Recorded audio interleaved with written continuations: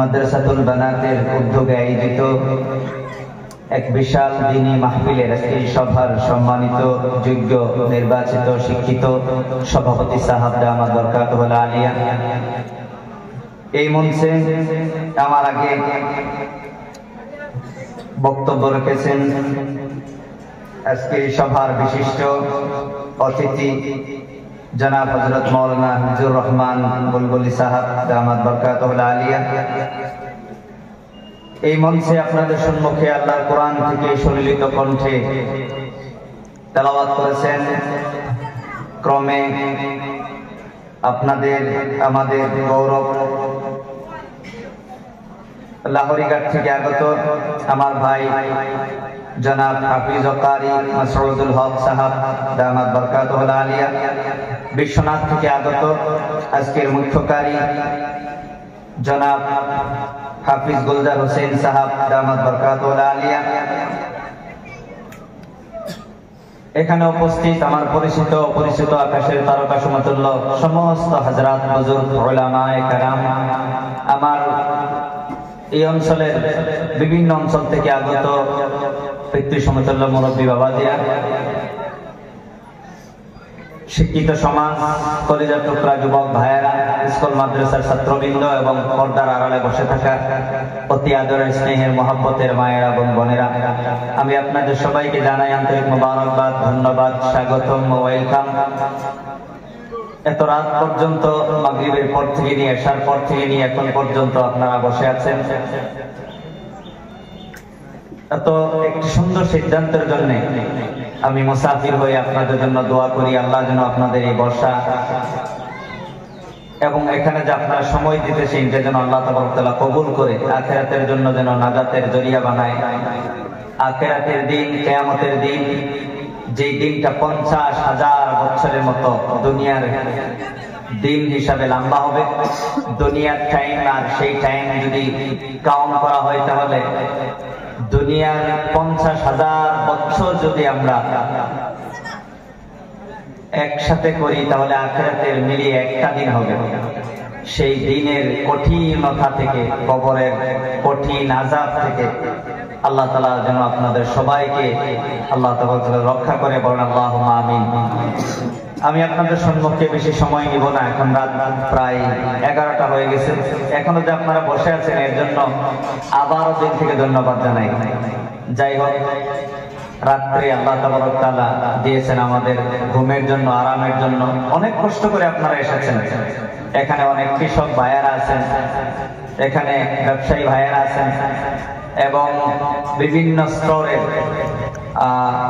আমার ভাইয়েরা এখানে উপস্থিত হয়েছেন, স্কুল মাদ্রাসার ছাত্ররা এখানে উপস্থিত হয়েছেন। অনেক মায়েরা ঘুম ক্ষতি করে মাইকের আওয়াজের দিকে ওনারা কান পাতিয়া বসে আছেন।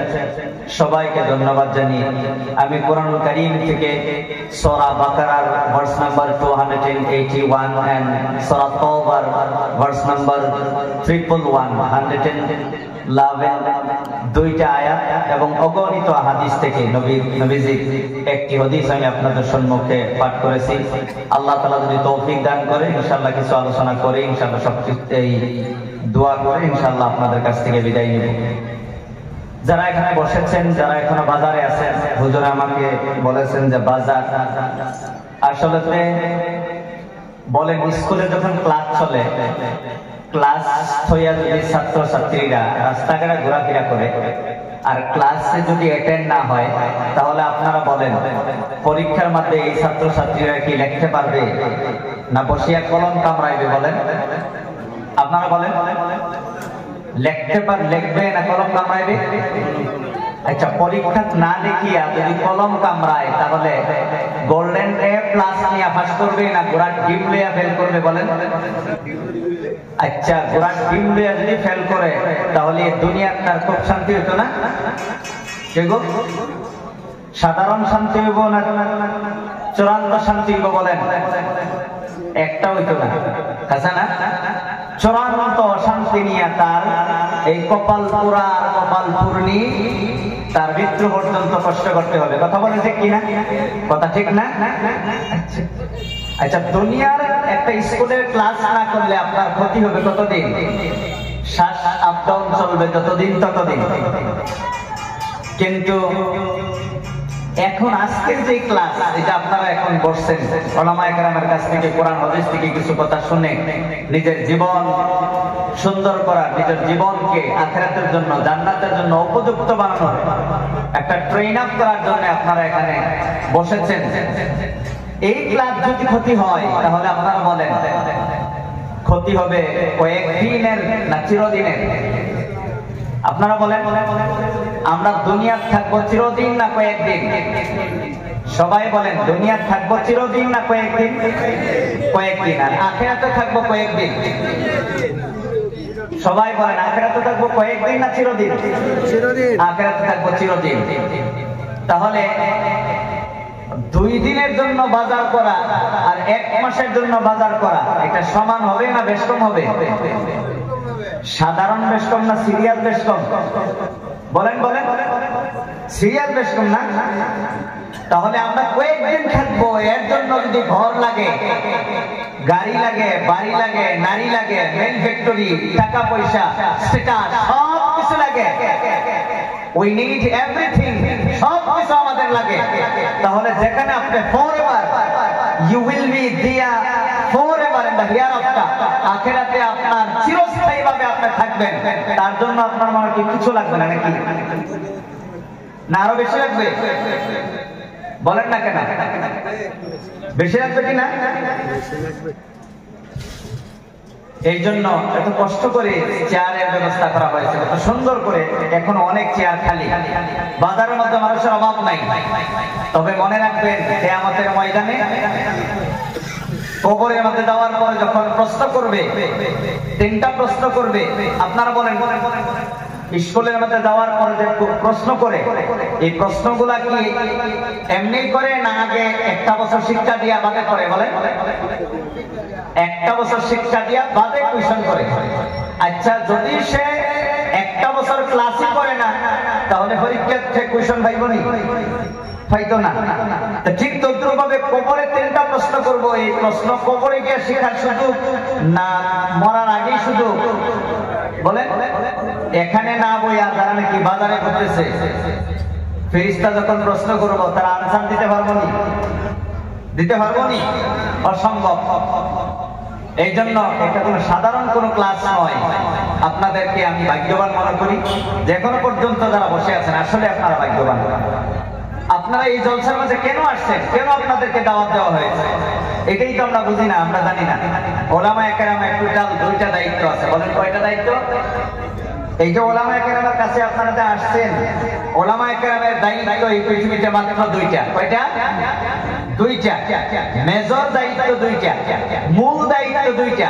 আনুষঙ্গিক দায়িত্ব অনেক কিছু থাকতে পারে, কিন্তু আপনার মেজর দায়িত্ব, মেজর ডিউটি হলো 2টা। 1 নম্বর ডিউটি হলো কি? আল্লাহ তাআলা কোরআনে কারীমের মধ্যে বলেন, ইয়া আইয়ুহাল্লাযীনা আমানু কু আনফুসাকুম ওয়া আহলিকুম নারা। রব্বুল আলামিন কোরআনে কারীমের মধ্যে বলেন, হে ঈমানদারেরা, তুমি নিজে এবং তোমার বিবি বাচ্চা সবাইকে এমন এক জাহান্নামের আগুন থেকে বাঁচাও, যেই জাহান্নামের আগুন ওয়াকুদুহান নাস ওয়াল হিজারা, যেই জাহান্নামের আগুনের ইন্ধন হবে মানুষ আর পাথর। আপনারা বলেন আমরা কেউ আগুনের মধ্যে পড়তে চাইনি? পড়তে চাইনি আমরা? নিজের কলিজার টুকরা ছেলে এবং মেয়েকে মা বাবা মনে হয় মোটেই ভালোবাসে না? না ভালোবাসে? এই কলিজার টুকরা ছেলে মেয়েদের জন্য মা বাবা দুনিয়ার মধ্যে কত কষ্ট করে, এটা আমাদের চোখের সামনে সবার আছে, আছে না নাই?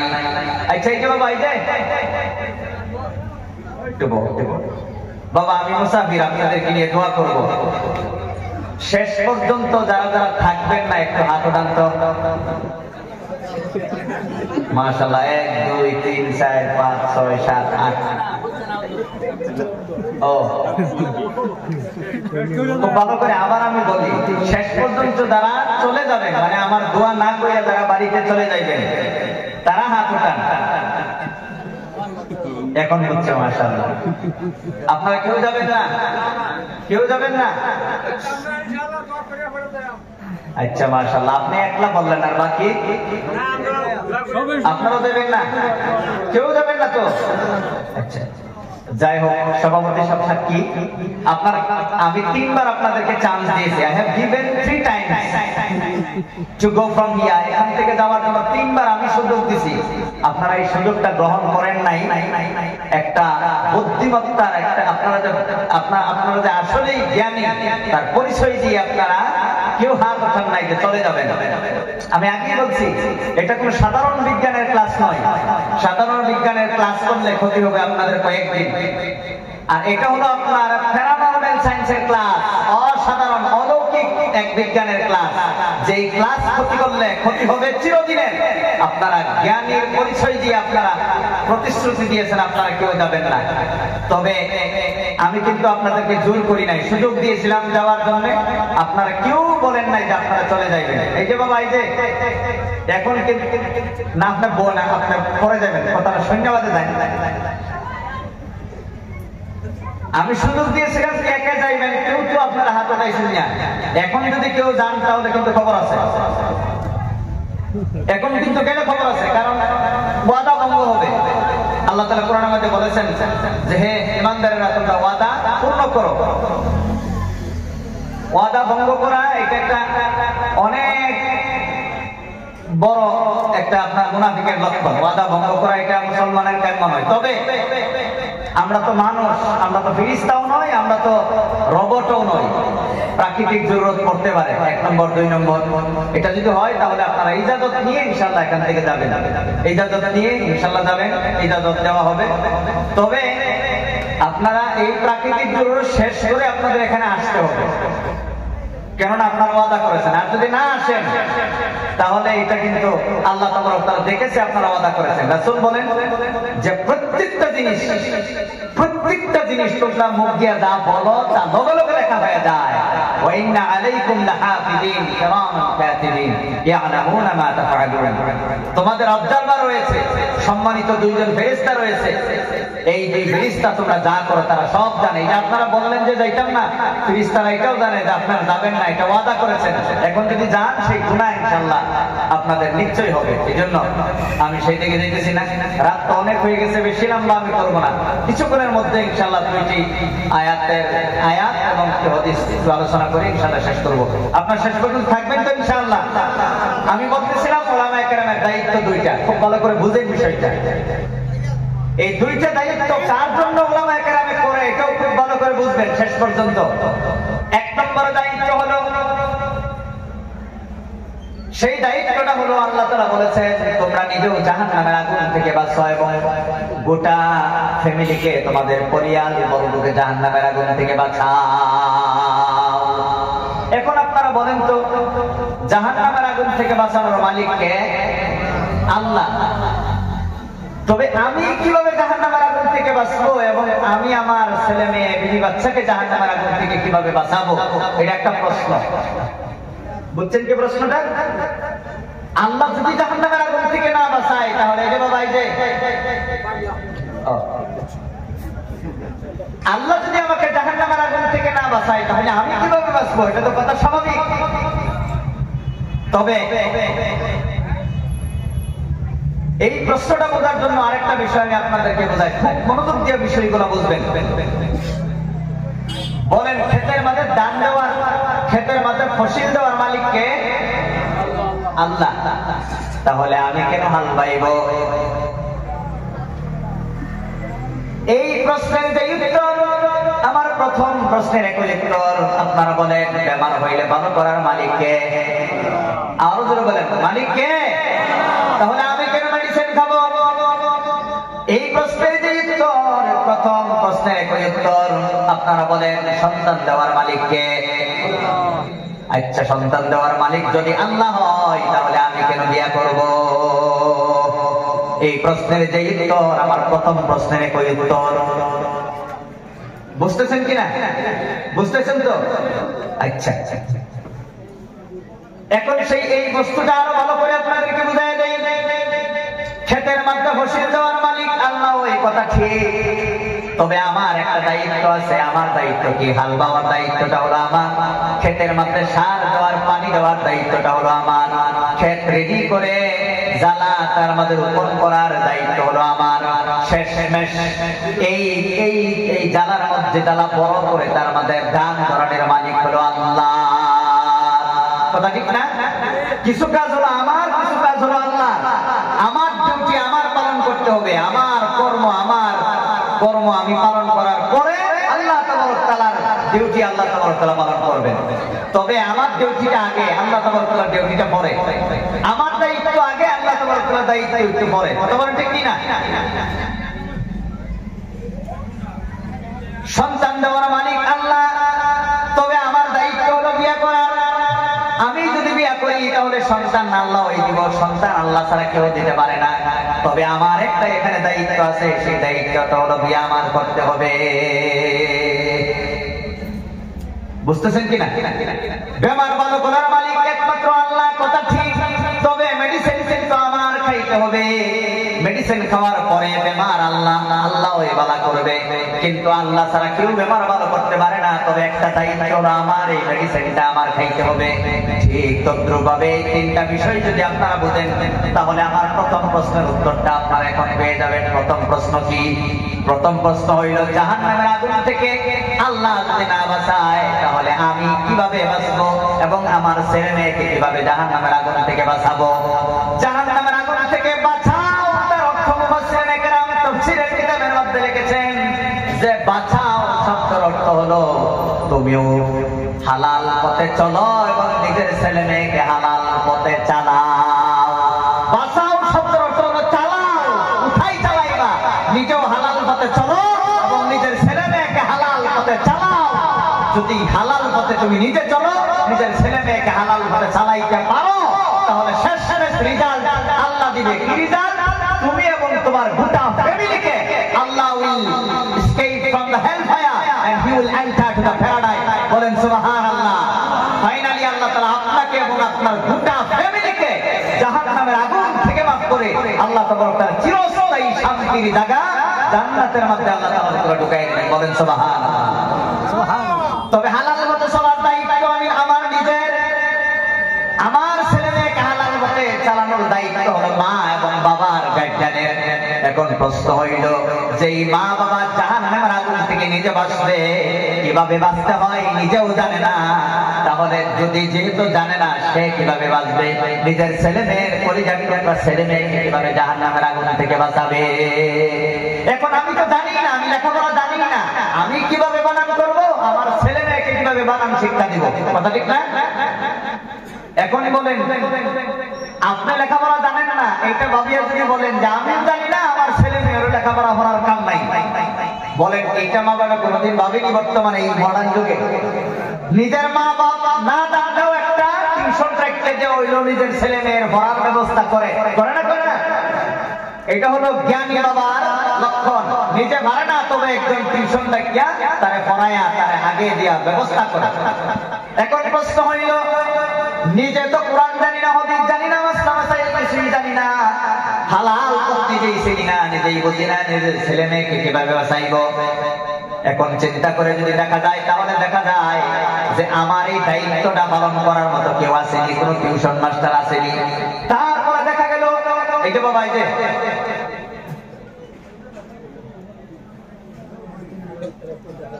আচ্ছা ভাই আইব এ ফালাই বলেছে নাকি আইব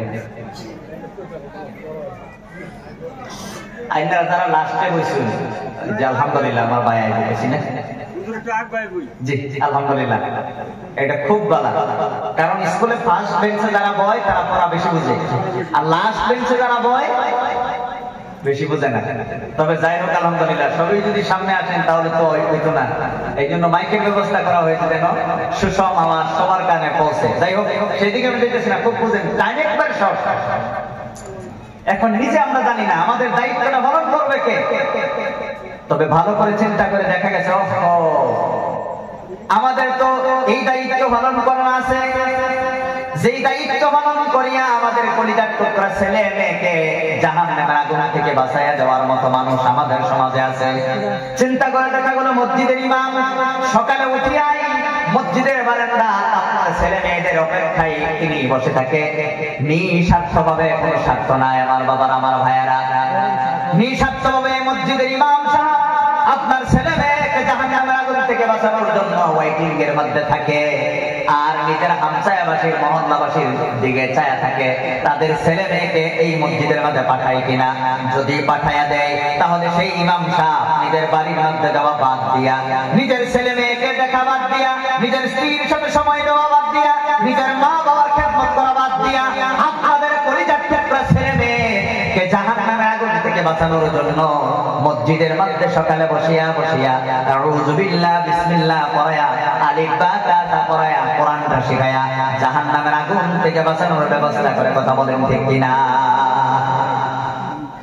আপনার ছেলে মেয়েকে এলপি স্কুলের মধ্যে পাঠিয়ে দেন, এলপি স্কুলের মধ্যে 5 বছর পড়ায়া একটা ছাত্রের বেনামাজি বানায়া হাই স্কুলের মধ্যে পাঠিয়ে দেন, স্কুলের মধ্যে পাঠিয়ে দেন, সরকারের হাজার হাজার টাকা খায়া,